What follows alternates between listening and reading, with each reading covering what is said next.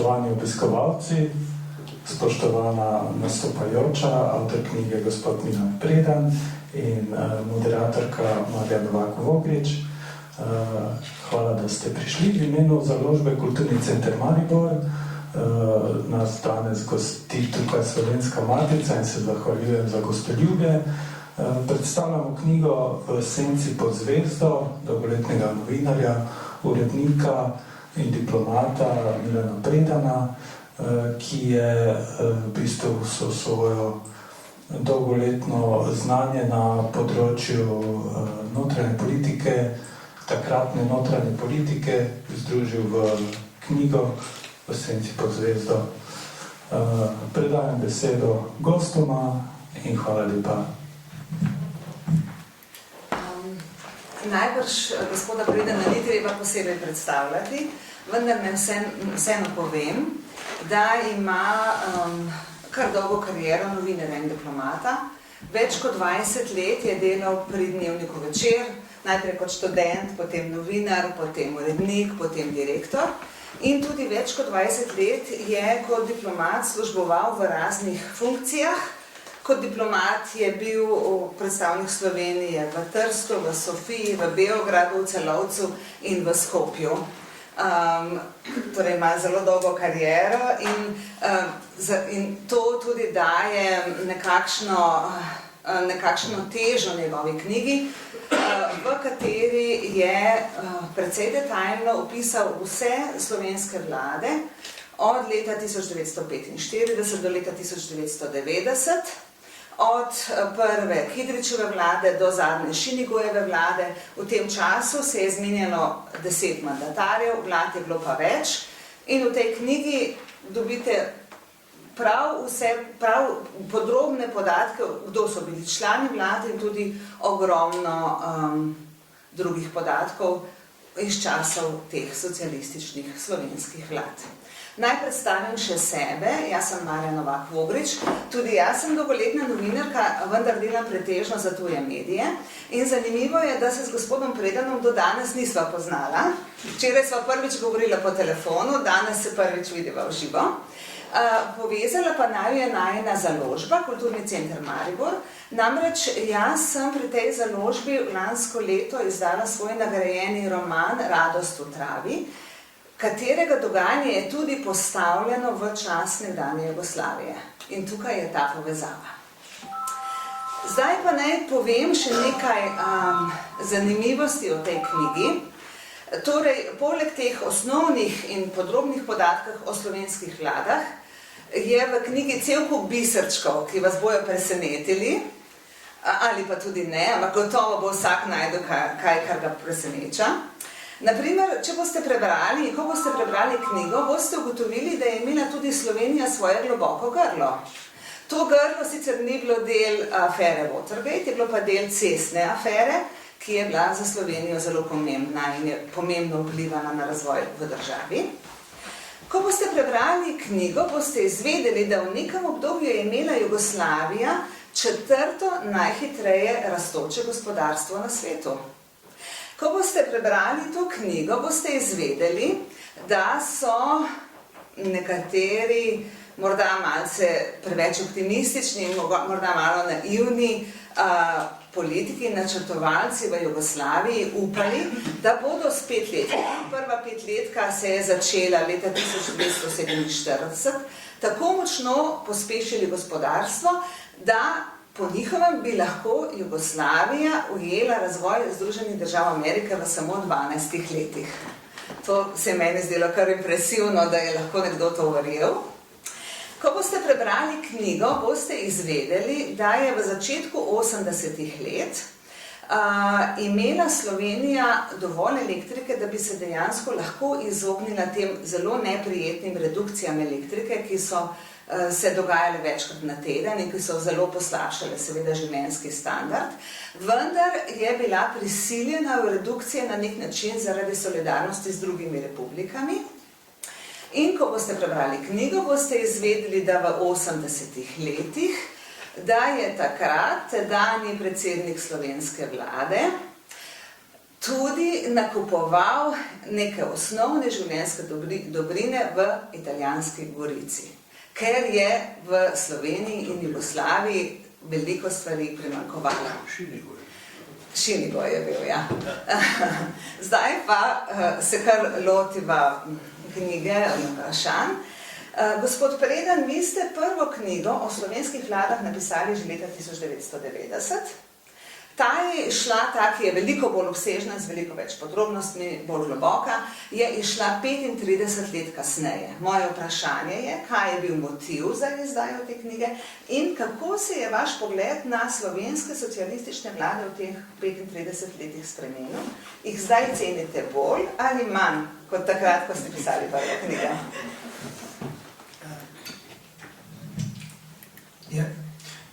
Ja, najprej hvala vsem, ki ste prišli danes na to predstavitev in s tem pokazali interes za to knjigo, ki ima res eno zanimivo predzgodovino.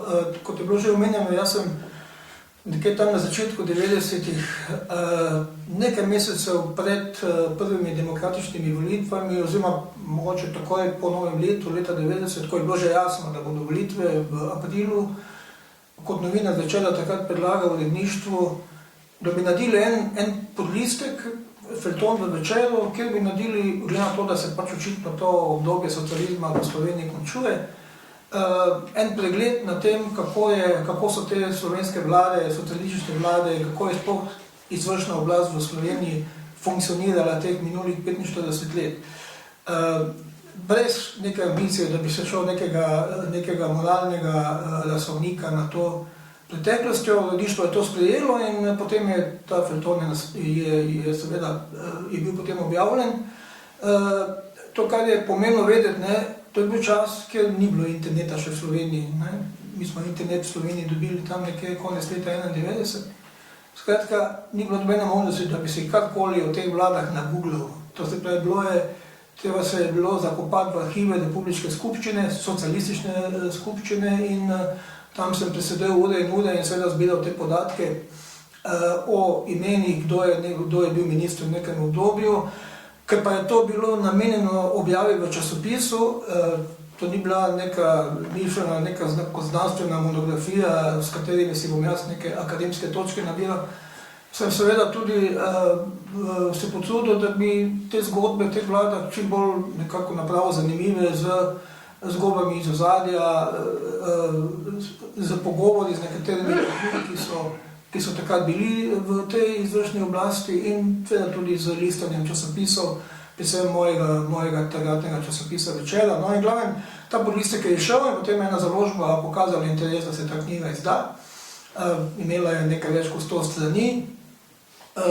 In založnikov je takrat celo pozabil, ta beseda se nikoli ne gre. In jaz moram predati, da sem potem na to knjigo čez čas kar pozabil. In pred 2 letoma, mislim, da je bilo predlani, se enkrat sprehajam zvečer z psom tam čez Mariborsko tržnico, zvečer srečam Toneta Patliča in se začne me pogovarjati in on pravi, ti, veš, kaj je ta tista tvoja knjiga, mi je pa zelo prav prišla, veš, ko sem kaj pisal. Rekel je, katera moja knjiga? Rekel je tista, ko si tam v vladah, pa to imam je še doma eno. Rekel, samo le zdaj imaš čas, da si šel v penzijo, zakaj ne bi to malo razširil, to se da toliko zanimivega še o tem napisati. In jaz sem rekel, dobro, okej, bom razmislil. In potem, ko sem dejansko razmislil, sem se naprej vprašal, komu bo to sploh lahko še zdaj po tolikih letih zanimivo. Ampak potem sem pa dobil neko drugo spodbudo, glede na to, da vemo, kakšen imamo mi Slovenci odnos do te naše bližnje preteklosti. Mislim, da imamo še vedno strašno velik problem do te lastne preteklosti imeti nek pošten odnos. In se mi zdelo mogoče, pa ne bi bilo slabo, da dejansko se tega lotim. Na koncu sem tudi vedel, da imam na voljo veliko več virov kot takrat. Nekateri so celo napisali, nekateri, ki so takrat bili v vladah, celo neke svoje spomine, nekateri so dali tudi intervjuje za časopise, kjer so pač govorili o tem času. Tu je seveda bil tudi striček Google, kjer se je dalo marsikaj naj tudi na spletu, ne, potem sem se počasi tega lotil z neko ambicijo, kot rečeno, ne da naredim neko znanstveno delo, ampak en berljiv pregled, kaj se je pravzaprav, ne samo kdo je sedel v nekih vladah, ampak nasplošno, kako je socialistična Slovenija dejansko funkcionirala znotraj te bivše države. In želel sem narediti nekaj, da bo na koncu se mogoče nekomu, onemu na levi, zdela knjiga preveč desna, onim na desni pa mogoče preveč leva. Zdaj, koliko mi je to uspelo, to lahko ocenijo tisti, ki so to knjigo že prebrali. No in da ne bom predolg s tem uvodom, to vprašanje okoli odnosa, ali se ta odnos do teh vlad kaj spremenil. Dejstvo je, da ko sem jaz takrat to prvo verzijo pisal, moram celo omeniti, da sem tisto knjigo iskal doma v knjižnici med svojimi knjigami in je tako, da skoraj nisem našel, bila je tanka, potem sem nekaj slučajno povlekel ven, tako da kot se cela je že razpadala. Tako da sem takrat moče tudi na osnovi tega osebno, moče pa ne bi bilo slabo, da se še tega lotim. Ampak takrat, ko sem tisto prvo verzijo delal, seveda vemo, kakšen čas je bil to. Tisto, vse, kar je dišalo po socializmu, smo rekli, to je konec, to zdaj, oni prej so nas itak spravili v pufe, država je v kaosu, vemo, kaj se je dogajalo v Jugoslaviji na prelomu iz 89-90. Skratka, ta odnos do tistih vlad je bil zelo kritičen in tudi moj in sem samo dopisal držati nazaj, da nisem preveč še šel nekega moralnega razsodnika, kak je delala Šinigojeva, kak je delala Marinčeva, kak je delala one prejšnje vlade, Kavčičeva in tako dalje. Danes, z te perspektive, moram reči, da je moj pogled na tisti čas manj kritičen. Zdaj, ko sem se še malo bolj poglobil v tiste zadeve, sem se vedno velikokrat, to še zlasti velja za tisto obdobje v 80-ih letih, konec 80-ih let, sem se vse skozi spraševal, kako bi pa v tistih časih današnje demokratične vlade funkcionirale. Ali bi lahko delali drugače, kot so one. O vsem tem, o čem pišem v knjigi, bi se dalo napisati še eno tako knjigo. Ker to je bilo toliko nekega dogajanja, da jaz sem potem namenoma se samo omejil, ker nisem želel delati neke debele bukle, ampak eno berljivo knjigo v nekem normalnem obsegu. Tisto, kar me je pravzaprav presenetilo, ko sem pripravljal to drugo izdajo, je bilo to, da teh podatkov, kdo je sedel v kakšni socialistični vladi, tako rekoč nikjer nima nihče zbranih. Jaz sem klical na Inštitut za novejšo zgodovino in sem jih vprašal, ker sem rekel, dobro, zakaj ne bi verjetno obstaja kakšna baza, da lahko jaz potem to primerjam, ali vsi moji podatki štimajo, tako da jih lahko preverim, da nisem morda koga izpustil ali pa ga pomotoma v kako vlado umestil. In so mi na inštitutu rekli, veste kaj, tega mi nimamo, veste, to bi bila ena zanimiva raziskovalna naloga. Sem rekel, jaz sem imel občutek, da ste že glavne delno upravo. Skratka, te možnosti ni bilo. Drugo, kar me je presenetilo, da za nekatere ljudi, ki so sedeli v vladah in so imeli celo neke pomembne položaje in to celo še tam v 70-ih letih, za njimi ni bilo dobenih digitalnih sledi. Jaz sem celo za nekatera imena hodil v knjižnico, listo posebej biografskih leksikovnih, potem ko nisem našel na spletu dobenega podatka o njih, niti tega, da so se rodili, niti tega, da so umrli. Na koncu sem celo še o smrtnosti iskal, da vsaj vem, da je nekdo umrl. In tako da, to je bila druga stvar, ki me je presenetila, sem bil prepričan, seveda, da danes se da vseh teh možnosti, ki jih imamo, vse te stvari dokaj zlahka preveriti. Zato, tako na pol šali, jaz bi vsakemu priporočal, da si mogoče, če ne bi rad, da se ga čez 50 let spominjajo, samo še njegovi najbližji, da si mogoče sam naredi ta profil na prosti Wikipediji. Ker ti profili so pa vseeno potem kar koristni, čeprav jih moraš še imati z rezervo, ampak neke osnovne podatke pa vseeno dobiš, ne. Tako da to je bila druga stvar, ki me je nekaj malo presenetila. Koliko časa pa je trajalo raziskovanje za to sedanjo knjigo? To je moje vprašanje, potem bi vas povabila, da nam preberete 2 odlomka iz vaše knjige, mogoče to v zvezi s Kavčičem in Ustavo, kasneje Ustavo 74. Pravzaprav sem, glede na to, da sem neko osnovo v oni prvi knjigi že imel, ampak tista prvi knjigi sem potem samo ugotovil, da ni bila. Delal sem jo ob svojem rednem novinarskem delu, ne, in je bilo kar nekaj malomarnosti, oziroma nekatera imena niso bila prava. Tako da sem potem tudi šel, sem iskal po teh digitaliziranem arhivu skupščine, ne. Tam sem potem nekatere stvari našel, res pa to, da bi našel tiste stvari, moraš natanko vedeti datum, kdaj iščeš, ne. Zdaj, če greš iskat digitalizirani arhiv zapisnikov Republiške socialistične skupščine, ne, tega je ogromno, ne. Tako da ja, v bistvu je bilo potrebno mislim, da sem na predlansko poletje bolj na manj za to, mislim, ne ravno žrtvoval, ampak porabil veliko časa, da sem to spravil skupaj. In jaz sem potem tudi hvaležen založbi, da je pokazala interes, da to knjigo objavi. Mogoče pa res dva odlomka, ja. Jaz sem tukaj sicer nekaj načel. Imel sem namreč eno predstavitev te knjige že v Mariboru pred enim mesecem in tam sem na nekaj čas bral približno iste odlomke, ko sem jih tam bral. Prvi je vezan na to famozno ustavo leta 1974. Še danes ni povsem jasno, kako je tvorcu te zadnje ustave druge Jugoslavije Edvardu Kardelju uspelo prepričati Tita, da se je strinjal z njo. Josip Kopinič, belokrajski James Bond, kot so ga zaradi slikovite vohunske preteklosti poimenovali po vojni, in tesni Maršalov prijatelj, v svojih spominih trdi, da je bil Tito delovno sposoben in zmožen odgovornega odločanja samo nekje do sredine 60 let, ko jih je štel nekaj čez 70.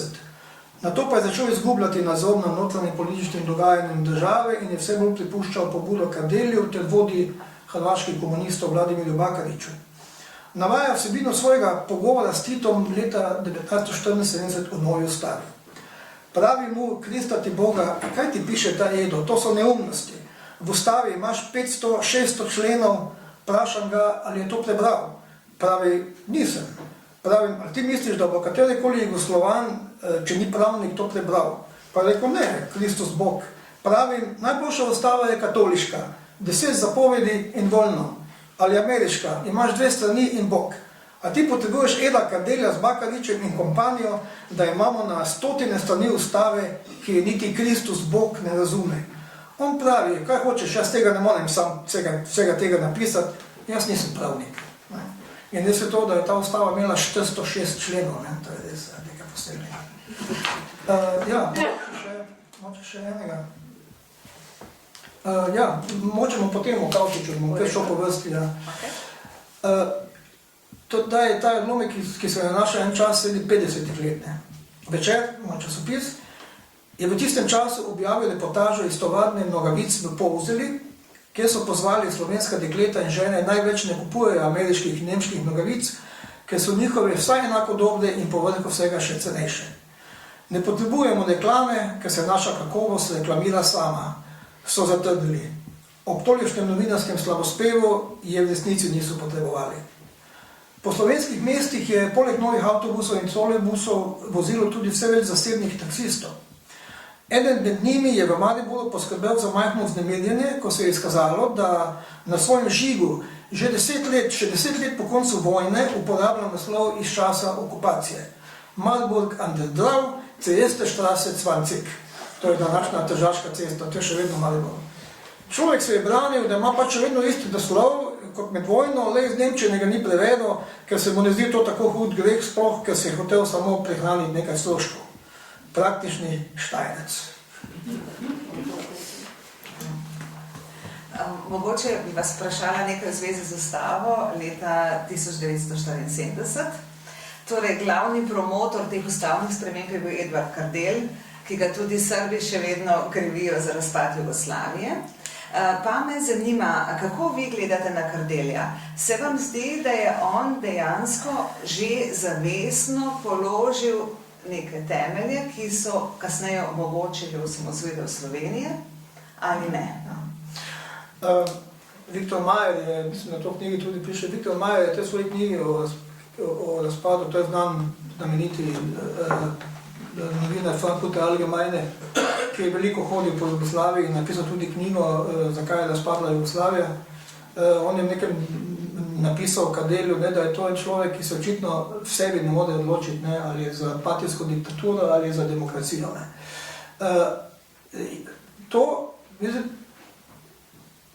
To, ali je on z to ustavo 74, v kateri je bilo izrecno napisana ustavna pravica do samoodločbe in odcepitve. Res je, da je to, mislim, da je to imela v svoji ustavi tudi že ona Leninovska ustava, ampak vedelo se je, da je to pač neka ustavna pravica, ki je pač kao na papirju. In seveda so teze, da je on to namenoma naredil, da bi na nek način Sloveniji mogoče v nekem trenutku omogočil, da gre na svoje. Zdaj, jaz moram reči, da o tem nekoliko dvomim, čeprav dokazal, da ni tako ni, njegovo glavo žal ne moremo videti. Ampak tisto, kar je seveda najbolj pomembno, je to, da je Slovenija dejansko dal nekaj, kar recimo Katalonci niso imeli, nimajo. Mi smo se lahko osamosvojili in smo se sklicevali na to ustavno pravico. Skratka, naša odcepitev, naša podosamostojnost je bila utemeljena tudi na tedanji zvezni ustavi. Res je to, da so v Beogradu nam takrat, ko smo šli na svoje, govorili, da je to brez veze, ker mi smo to našo pravico do samoodločbe itak že skonzumirali takrat, ko smo se prostovoljno odločili, da živimo v Jugoslaviji. No, ampak glavno, mi smo imeli tudi ta ustavno pravni argument, ki ga recimo Katalonci vseeno niso imeli in ga še nimajo. Tako da na nek način mu je Slovenija vseeno lahko hvaležna za to, da je takrat to naredil in verjetno mu to niti ne bi uspelo, če ne bi leta 1966 odstavili Aleksandra Rankoviča. Jaz mislim, da če bi Rankovič ostal na oblasti, on je bil dovolj močen, da bi to verjetno nekaj takega preprečil. On je bil absolutni zagovornik unitaristične Jugoslavije. In po ustavitvi Rankoviča so se v osnovi odprla vrata za ta tako imenovani partijski liberalizem, ker so se potem dejansko v vseh republikah pojavili politiki, ki so se zavedali, da bi se prvo morala partija nekako odmakniti tudi svoje dogmatske politike in so seveda predvsem tudi se borili za to, da bi se vpliv partije na gospodarstvo zmanjšal in da bi se povečala avtonomija posameznih delov Jugoslavije. To so bili Kavčič v Sloveniji, Savka Dabčević, pa Luka Cipolo na Hrvaškem, Latin Kaperović, Marko Nikizić v Srbiji, Krste Crvenkovski v Makedoniji. In seveda to je bilo neko obdobje, v kateri je mogoče Jugoslavija, ampak seveda tega ne moramo nikoli dokazati. To je pač hipotetično mogoče imela šanso, da bi mogoče obstala, predvsem pa da ne bi razpadla na tako krvav način. Ampak kaj se je zgodilo, takoj tile liberalni politiki so padali en za drugim. Prvo je padla Savka, ki je pravzaprav verjetno imela največjo krivdo za to, da se je Tito in njegova vrhuška, da so se strašili teh liberalcev. Ker dejstvo je, da je ta hrvaški nacionalizem, mi smo ga takrat v bistvu tudi doživeli, kadarkoli smo prišli v Zagreb, pa ste bolj nikoli pozabil, smo šla z očetom v eno kavarno, smo si naložila kavo z mlekom, pa mi je natakal, to bo leta 71, 72, pa mi je natakal rekel, nema tu mleka, tu je samo mlijeko. ne, mislim, zadeve so šle res predaleč. Ne. In seveda, Tito je imel s tem super argument, da je vse skupaj ustavil, oni so se dejansko, on in vsi njegovi, on bi tako že v bistvu star, vsi so se vstrašili, da bi lahko to v bistvu pomenilo konec partijskega monopola in na vsak način so ga ljudje okoli njega pripričali v to, da je treba to ustaviti. Ne.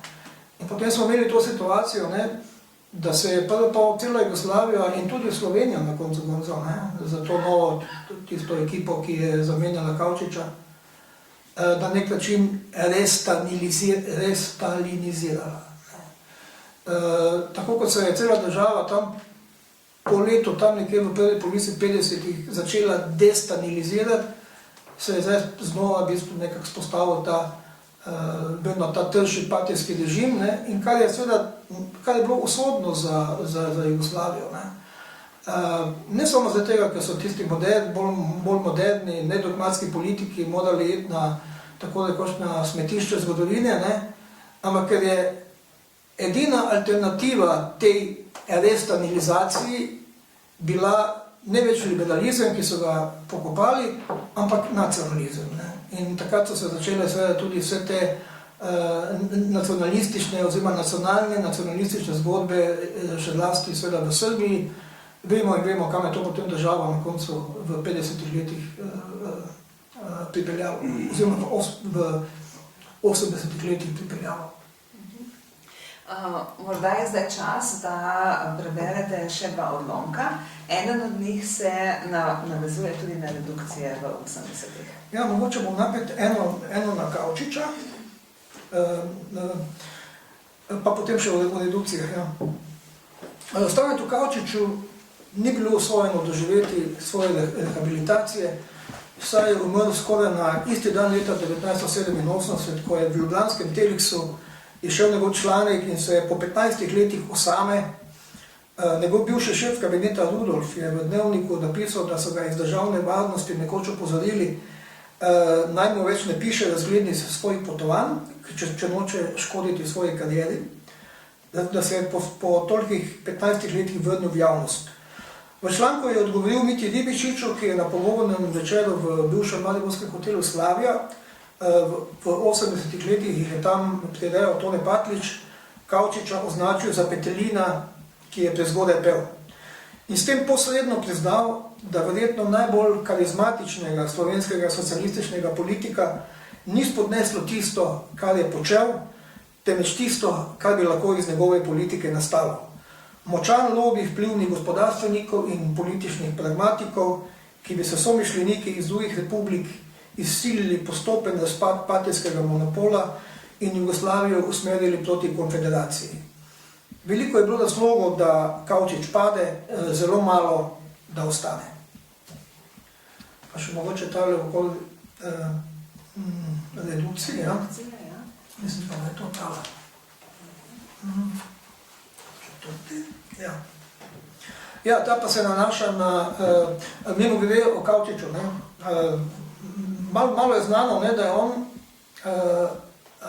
on je seveda imel vist položaja tam konec leta 1972, ampak je ostal poslanec v skupščini. Ne, tega mandata mu niso vzeli oziroma mu ga niso mogli vzeti. Ne. In ko je bila leta 1974 v slovenski skupščini slovesna razglasitev te znamenite nove stave 1974, je bil tudi Kavčič na tem zasedanju kot poslanec, ne.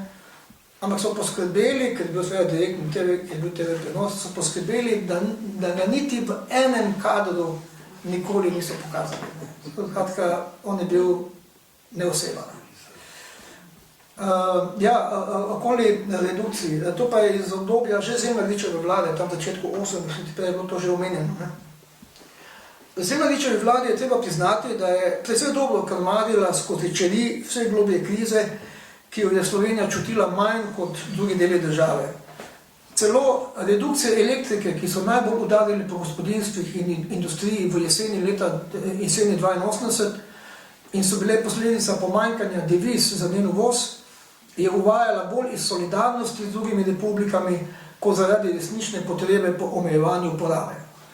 Tega republiška vlada kar pa da nikoli ni javno priznala, da ne bi doma netila nejevolje, ker moramo Slovenci spet biti žrtve tistih na jugu in medrepubliških prepirov, zakaj gre bolje nam kot njim.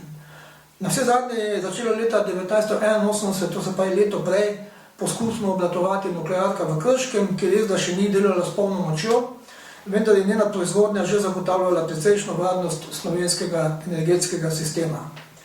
Kljub temu so predvsem iz Makedonije, kjer je bil položaj najbolj katastrofalen, prihajali iz njihovih političnih struktur očitki, češ Skopje je v mraku, Ljubljana pa se koplje v luči. In ko jih je Zemljarič ukazal za kakšno uro ali dve na dan ugasniti tudi po Sloveniji, so se strasti pomirile in smo se narodi Jugoslavije spet imeli radi po načelu vsi v temi, vsi enakopravni. Vendar je imela tema tudi svetlo plat. V jeseni 83, približno 9 mesecev po redukcijah, je bil naravni prirastek v Sloveniji neobičajno visok.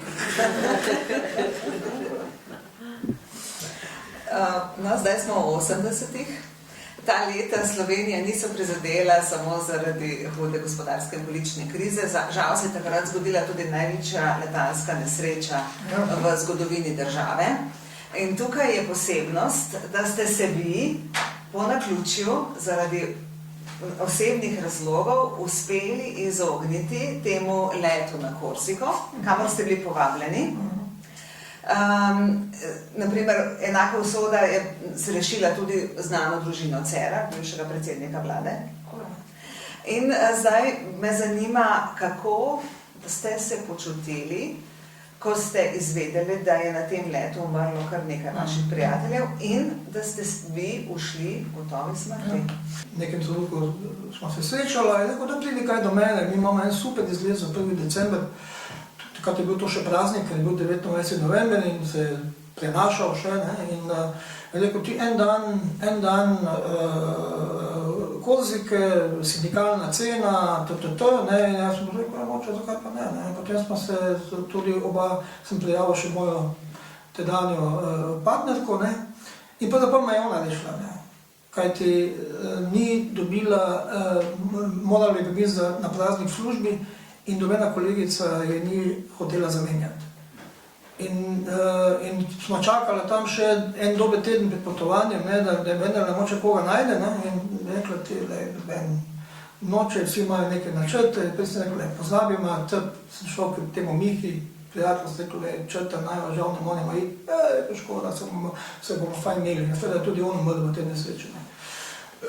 In moram priznati, da jaz, ko so prišle prve novice, to se je zgodilo že precej zjutraj, tam okoli 9. zjutraj, tam že ob enih 9:30 so bile prve novice, da je letalo zginilo z radarja in ne vem kaj je, in potem seveda ob 10, pol 11 je bilo že jasno, da se je nekaj zgodilo. Potem so me klicali, jaz sem bil takrat v Ljubljani, so me klicali iz uredništva, da naj grem takoj na Brnik in da poberem prve odzive.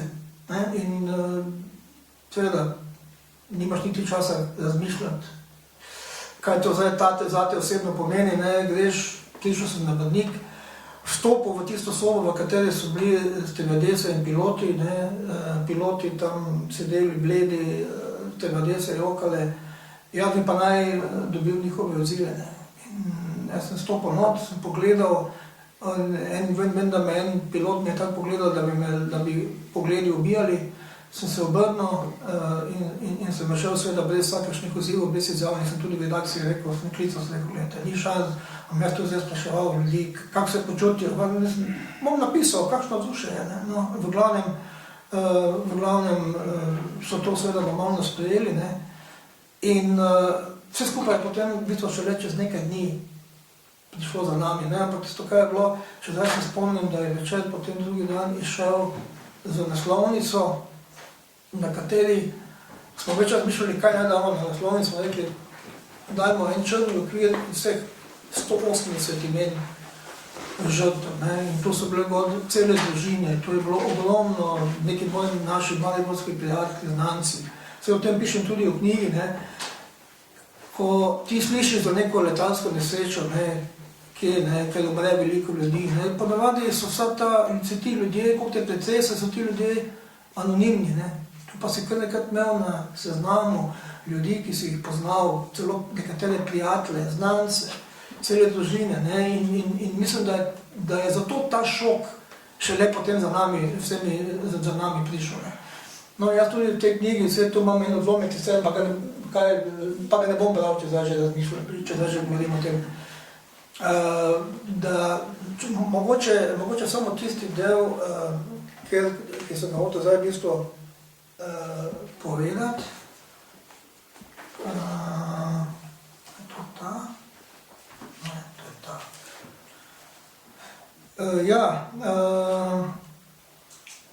Umrle so, da ne bom vsega bral, umrle so cele družine, skoraj ni bilo Slovenca, ki ne bi poznal koga seznama.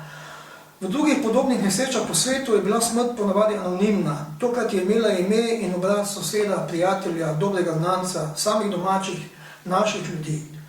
Zato je val sočustvovanja in solidarnosti nosil tudi, da narekovajih, politično sporočilo. Namreč zavedanje, da naj ne bo samo kolektivna žalost tista, ki nas lahko tesneje poveže kot narod, temveč prihaja čas, ko bo naša zmožnost stopiti skupaj vse bolj na preizkušnji. Res je bil šele začetek 80-ih, ko je partijski režim še kazal znake sorazmerne trdnosti, vendar je pospešeno razkrival nemoč pri obvladovanju vseh hujših medrepubliških napetosti. No, jaz lahko potrdim, da smo dejansko vsi koga poznali na tem letu. Jaz sem takrat še mladoletna, vendar je na letu umrla moja učiteljica z osnovne šole. Tako da je bilo to res zelo velik stres za celo Slovenijo. Zdaj pa preden damo možnost vprašanj, preberiva še zadnji odstavek, ki se delo tudi navezuje na Dobo na akademiji, ampak tudi ena zgodba, ki je največ naša generacija dobro pozna. Edvard Kardelj je v prvi polovici 70-ih izdal študijo z naslovom Smeri razvoja socialističnega samoupravljanja, v katerem je teoretično utemeljil pluralizem samoupravnih interesov kot nadomestek za večstrankarsko demokracijo in dogovorno ekonomijo kot socialistično različico ekonomske demokracije z družbeno in nezasebno lastnino. Delo je postalo pravi politični katekizem za člane partije in obvezno študijsko gradivo na fakulteti za politične vede, sociologijo in novinarstvo. In o njem me je na mojem prvem izpitu na fakulteti biološke iz sociologije dela izprašal profesor Janez Jerovšek, ki je bil leto kasneje skupaj še s tremi profesorji Vladimirjem Azelčkom, Tinetom Hribarjem in Veljkom Rusom izključen iz fakultete.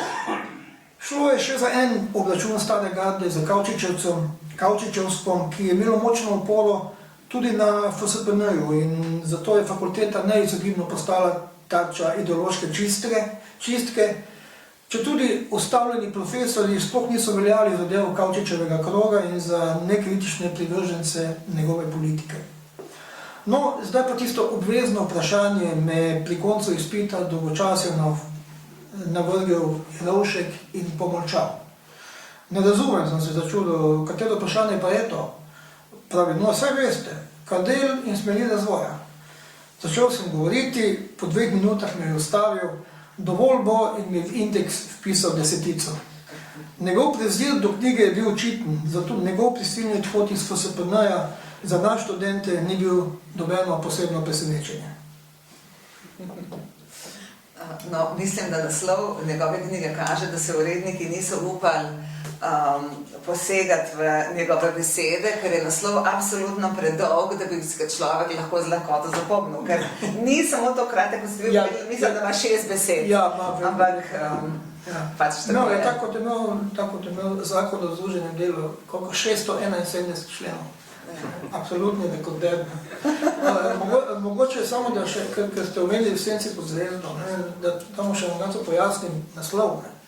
V bistvu naslov pomeni to, da so pravzaprav vse socialistične vlade v osnovi delale ene bolj, druge manj v senci 2 zvezd. Ena je bila rdeča zvezda, druga pa je bila tako imena zvezda vodnica jugoslovanskih narodov. In dobeni vlad Kavčičeva je mogoče to bila edina, ki je to na nek način poskušala, se ni uspela v bistvu iztrgati temu pokroviteljstvu, da reče še kaj hujšega, partije, ki je na nek način v bistvu bila tista, ki je v osnovi določala smeri razvoja.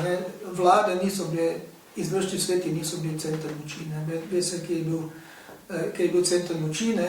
In tega se recimo na en zanimiv način zavedal tudi Slobodan Milošević, ker mogoče je tudi malo manj znano, da preden je postal Ante Marković zadnji premijer Jugoslavije, so to mesto, je takratno predsedstvo hotelo to mesto ponuditi Miloševiću.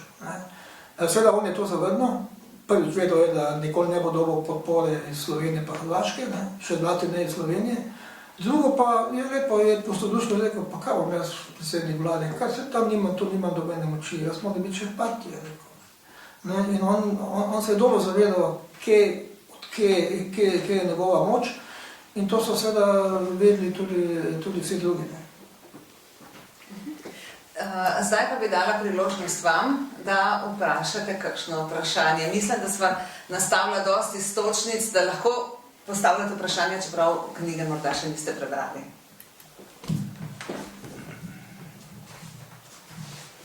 Hvala lepa. Jaz sem Vlado Simič, pravnik, drugače upokojen sicer.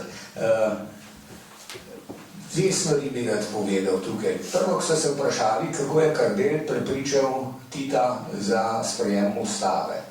Jaz sem od neke verodostojne osebe slišal, poslanca, slovenskega poslanca v skupščini, je rekel, vi ste opisali ene zadeve, kako so mu predstavili, to se je verjetno večkrat zgodilo.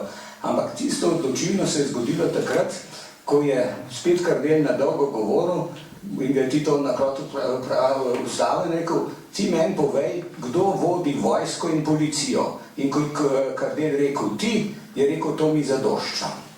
Tako da, tukaj je druga stvar, ki bi jo pa rad povedal, v tej dvorani sem že 3-krat slišal, kako je šele ustava iz 74. leta dovolila odcepitev. Ta stvar ni pravilna, zaradi tega, ker je že v prvi ustavi 46. leta stalo, da ima republike pravico od odcepitve, enako je bilo v ustavi leta 63, tudi je bila omenjena pravica, vse je bilo to v preambuli, tako kot 74. leta.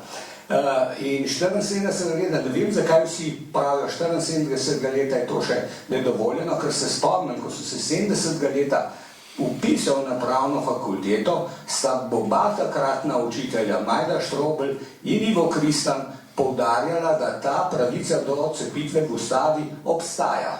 Je pa ta pravica do odcepitve imela eno lepotno napako, eno strašno lepotno napako. Nikjer ni bilo določb, po kakšnem postopku se to lahko izvede. In potem se seveda lahko to vse zavračali. In to, veste, me spominja, vse veste, da je bilo v ustavah cel kup pravic. Posebno glede človekovih pravic so bile same lepe zadeve tam noter, pa se niso upoštevale. In mislim, da tisto, kar je pa resnično omogočilo, da je šla stvar v smer odcepitve, pa so pa druge določbe te ustave. Namreč enakost teh republik med sabo, se pravi, in to so na veliko učitelj, kaj je to, da ima en Slovenc 5-krat večjo glasovalno pravico kot Srb, ker je enih, ne vem koliko milijonov drugih, pa 5-krat več. Zaradi tega, ker ta paritetna razmerja, se pravi, v zboru delegatov in zboru republik so bile delegacije enako, bi rekel, močne. In zahtevalo se pa tudi soglasje. In jaz se spomnim, ko je bila ta ustava sprejeta, namreč jaz se še nisem študiral, 70. leta, nisem toliko vlekel, da bi do 74. No, ampak potem za magistrski študij sem moral pa brati Pitanicovo državo.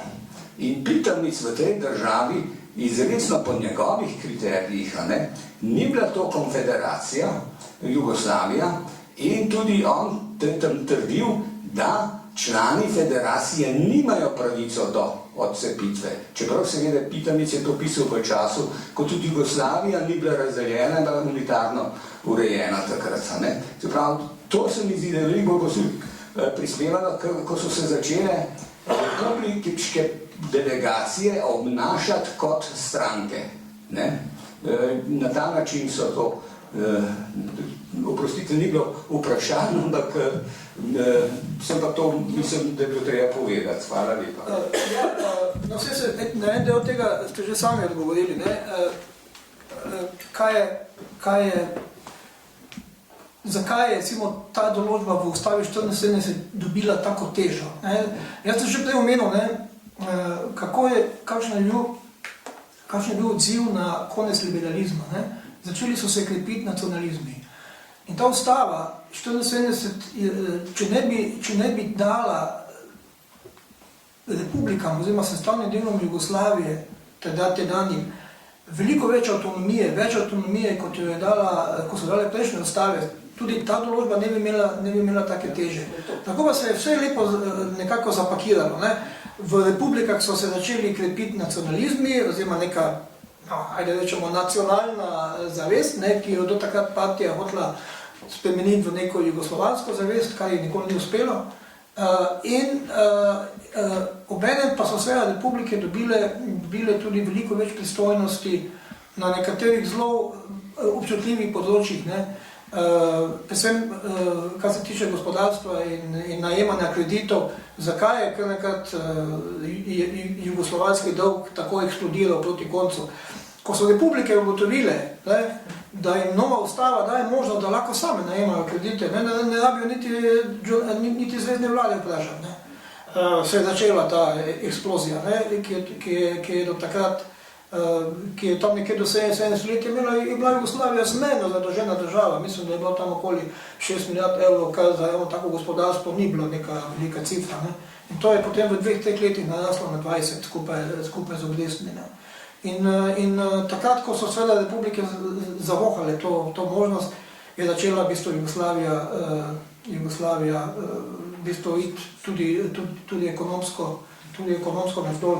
No pa to, kar ste omenili, tudi to je res, kar ste omenili, kako je uspelo Kardelju prepričati Tita. Ker tisto, kar je bilo zelo pomembno v tej ustavi, poleg te določbe pa še večje samostojnosti republik, več avtonomije, je bilo tudi to, da so Tita potolažili z nazivom dosmrtnega predsednika Jugoslavije, in da je v bistvu tako rekoč vojska bila vključena v to ustavo tako rekoč kot stebr, kot eno od stebrov sistema. In s tem je bil seveda Tito absolutno zadovoljen. Se njemu je na koncu šlo samo še za to, da to svojo osebno oblast čim bolj dolgo vleče. Še kakšno vprašanje? Če ne, vas bom kar jaz vprašala. Jaz imam še cel kup vprašanj, sem ne bom postavila vseh, ker se na čas izteka, da ne bova predolga, ampak to ni vaša zadnja knjiga. 25 let sem bil novinar, 20 let diplomat, tako da veliko tega se je nabralo. In na neki točki se mi je zazdelo, mogoče ne je bilo slabo, da to nekako dam ven iz sebe, zdaj ko imam to možnost. Čeprav moj glavni motiv, da sem se tega pisanja lotil, ni bila toliko diplomacija, kot je bilo novinarstvo oziroma čas na večeru. In glede na to, da iz tistega obdobja bil sem 10 let glavni urednik, pa potem še 2 leti direktor firme, zdaj pa je nekaj 12 let na enem položaju. In še daj včasih mi Google vrže ven kakšno zadevo iz tega obdobja, ki je absolutno neresnična, oziroma včasih bi jo tako nekako lahko vzel kot neko potikanje. In potem me je to motiviralo, vse kot dobro je, mogoče pa ne bi bilo slabo, da drugo plat resnice pove tisti, ki jo pozna, ne pa da se potem te enostranske interpretacije nekega obdobja, vsaj en del od tega obdobja še kar naprej krožijo v javnosti. Ampak da mi je, moram reči, da je to res eno dobro obdobje življenja, glede na to, da vsaj dokler te še kako zdravje služi, ker se lahko tudi sicer malo bolj posvetim nekim svojim stvarem, nekim svojim hobijem, ki sem jih imel, pa sem jih potem čisto zanemaril, predvsem risanju.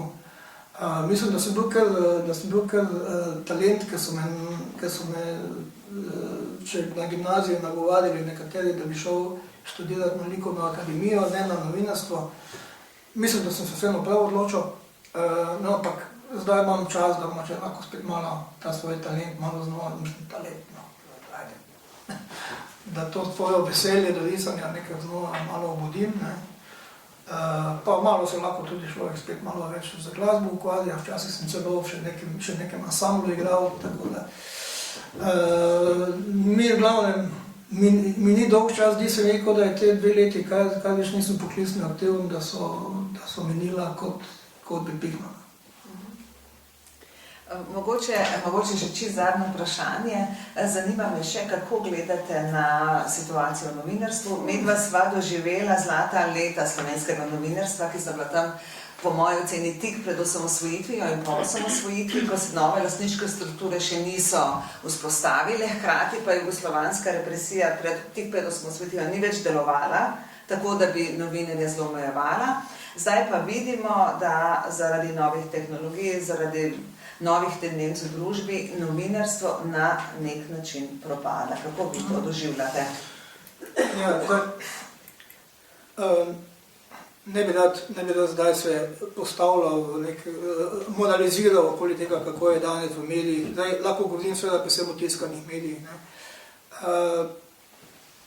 Nedvomno je tem, ki danes delajo v tiskanih medijih, veliko težje, kot je bilo nam.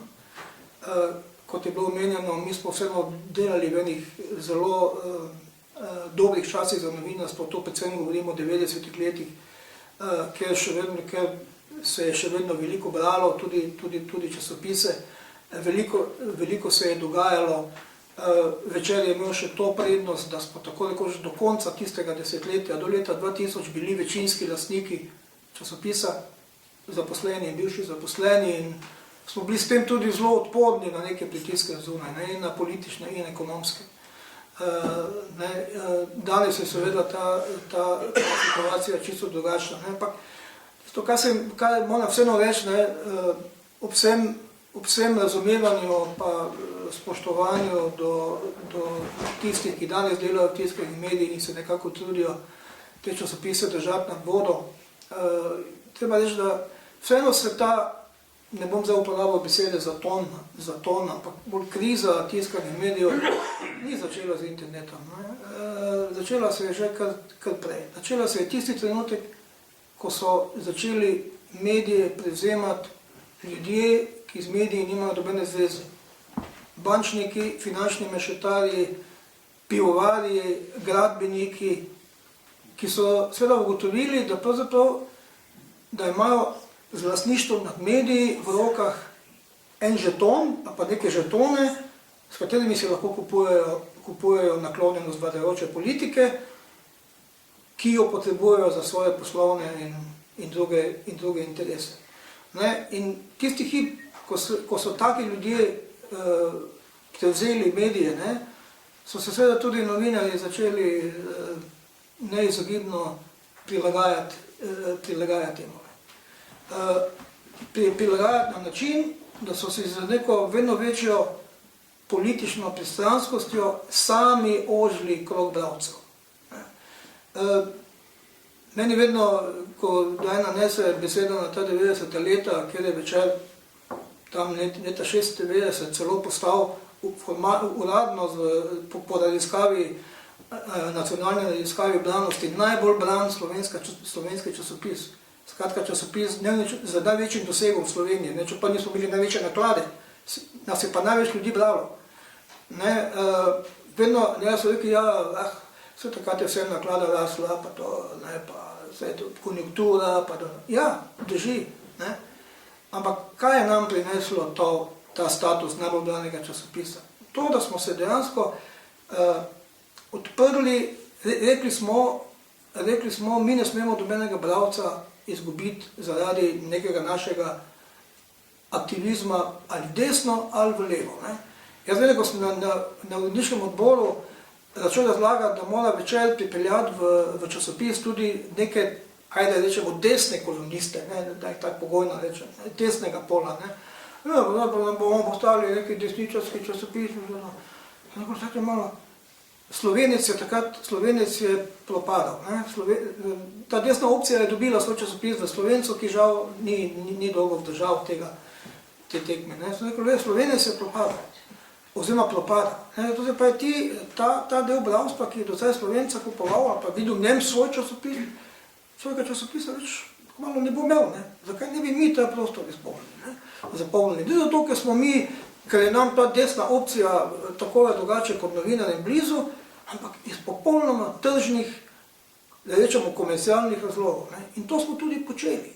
In tisto, kar je bil za naš časopis takrat največji kompliment, to, da so nas, tako kot mogoče bojo to knjigo nekateri imeli desni za leve, levi pa za desne. Ne? Skratka, bili smo na pravi poti. Po tistem se je pa seveda začel en aktivizem in celo neko prepričanje sploh teh mladih novinarjev, to sem sam tudi doživel, ker sem se potem še vrnil na Večer kot direktor leta 2006. Ne? Pa so prihajali iz fakultet pametni mladi ljudje, ki pa so živeli, ki so bili prepričani, da je popolnoma normalno, da novinar izkazuje svojo politično pripadnost ali eni ali drugi opciji. Mogo se rekel, čak, tvoja pripadnost teki opciji je lahko tvoja privatna stvar, ampak ko pa ti pišeš za časopis, ti moraš predvsem to svojo osebno naklonjenost potisniti v ozadje in se osredotočiš na fakte, in komentirati na osnovi faktov, ne pa na osnovi tega, kaj bi ti rad videl v družbi. Ne. In moram reči, da sem dostikrat doživel eno veliko nerazumevanje za tako stališče. Ne. In da edina prava poza za novinarja je to, da si levičar. Ne. Jaz sem vsakemu rekel, tudi jaz, eno je biti levičar, drugo pa biti liberalec. To ni isto. Ne. Jaz imam sebe za liberalca. V tem smislu, da pač vedno, ko se je treba odločiti, ali bo manj ali več svobode, bom vedno za več svobode. Ne? Ker na koncu je malo hesno, ker kar se tiče gospodarstva, največji liberalci so ponavadi desničari, ne? Oni, oziroma konzervativci. Ne? Oni govorijo več podjetniške svobode, več tega, več onega. Ne? Medtem ko za te je pa očitno svoboda, samo več svobode, predvsem za me, za moj pol. Ne? In vse to se je zdaj zmešalo v eno mineštvo, iz katere se jaz bojim, da se ti naši mediji, spet govorim za tiskane medije, ne bodo zvlekli. Ne bodo zvlekli. Zdaj, mislim, da se bo še dalo nekaj časa zadeve vleči. Zdaj seveda vem, da nekateri že razmišljajo o tem, da bi časopisi zdaj izhajali samo še online, da več ne bi bilo tiska. Jaz mislim, da je to, kar se tiče slovenskih časopisov, da je to predsoba k definitivni smrti. In predvsem pa tudi to, kar me moti, danes, ko vidiš tudi novinarske kolege, ki se zelo veliko pojavljajo na družabnih omrežjih in tam včasih nastopajo s tako ekstremnimi stališči, in ob tem pa pričakujejo, da jih bodo ljudi imeli za neodvisne in profesionalne. Mislim, jaz, če bi bil še vedno šef v kakšnem časopisu, bi absolutno prepovedal svojim novinarjem na svojih družabnih omrežjih izražati svoja politična stališča. Če bi jih radi izražali, naj jih izraža, ne gredo v kakšno drugo službo. Ne moreš ti biti, se imeti za profesionalnega novinarja tam na Facebooku ali pa na X-u pa žali tiste, ki mislijo drugače od tebe. Ne gre. In tega je žal veliko. In to me v osnovi seveda tudi kot večerovca dolgoletnega, seveda kar moram reči, da me kar žalostimo. Najlepša hvala. Hvala za knjigo, hvala za vaše besede o knjigi. Zdaj ste povabljeni k nakupu knjige, tam jo dobite ceneje, avtor je bo še podpisal. In lahko zagotovim, da knjiga je napisana še v starem novinarskem slogu, torej je na nek način nevtralna. daje pa ogromno podatkov o zgodovini.